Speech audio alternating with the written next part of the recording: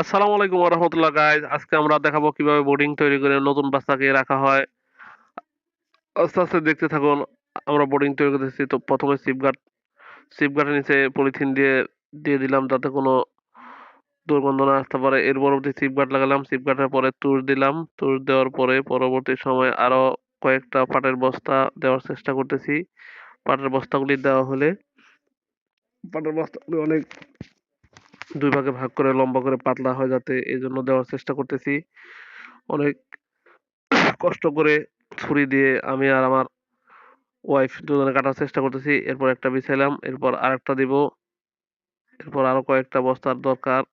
এখানে বস্তা আরো আনতেছি। বস্তা দেওয়ার পর একটা বস্তা বিছানো হলো, একটা মধ্যে ২ টা সবগুলি কমপ্লিট করলাম। কমপ্লিট করার পর এরপর তাপ দেওয়ার চেষ্টা করতেছি। বিজলি অলরেডি উঠে গেছে। এরপর আমি এখন বাচ্চা বোর্ডিং এর যেখানে ওখানে লাইটটা জ্বালিয়ে দেখতেছি কেমন আলো হচ্ছে। আলহামদুলিল্লাহ আলোটা ভালো হচ্ছে। এরপর পরবর্তী সময় আমি ঢুকলাম যেখানে বাচ্চা ফোটানোর জন্য মেশিন রাখছি সেখানে এখন যাব। যাওয়ার পরে আপনাদেরকে পরবর্তীতে দেখাবো যে কি করতেছি বা কি হবে ইনশাআল্লাহ। দেখতে থাকুন। এই দেখুন বাচ্চা ফোটা শুরু করছে। ওইদিকে আমি সব রেডি করে আসলাম, বোর্ডিং এর ব্যবস্থা করে আসলাম।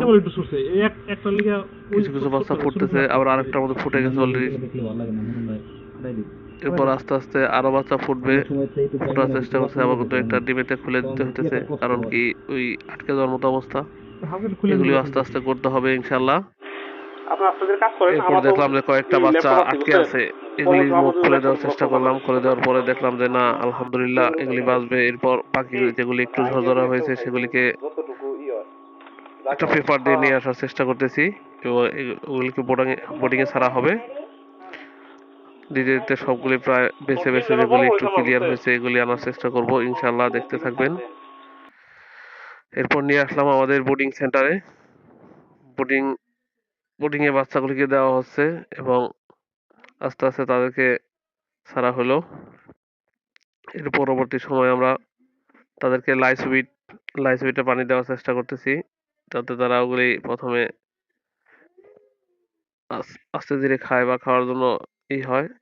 প্রথমে ওরা বুঝতেছে যে আসলে এখানে কোথায় আসলাম, আগে ছিলাম আটকা জায়গায়, এখন দেখি সব বন্দি। কেউ ছোটাছুটি করতেছে, কেউ একটু স্থিরভাবে বসে আছে। পরবর্তী সময়ে আরো কিছু বাচ্চা দিতেছি। এরপর ওইগুলি দেওয়ার পরে মনে হলো যে না, সবাই মিলমিশ করে কেউ শুয়ে পড়তেছে, কেউ হাঁটাহাঁটি করতেছে। পরবর্তী সময় দেখতে খুব ভালো লাগবে। তার পরবর্তী নেক্সট ভিডিওতে আপনাদেরকে দেখাবো কত বড় হলো, কি অবস্থা হলো। ইনশাল্লাহ সবাই দোয়া করবেন। আসসালামু আলাইকুম ওয়া রাহমাতুল্লাহি ওয়া বারাকাতুহু। লাইক কমেন্ট শেয়ার করবেন প্লিজ। ওকে, আসসালামু আলাইকুম।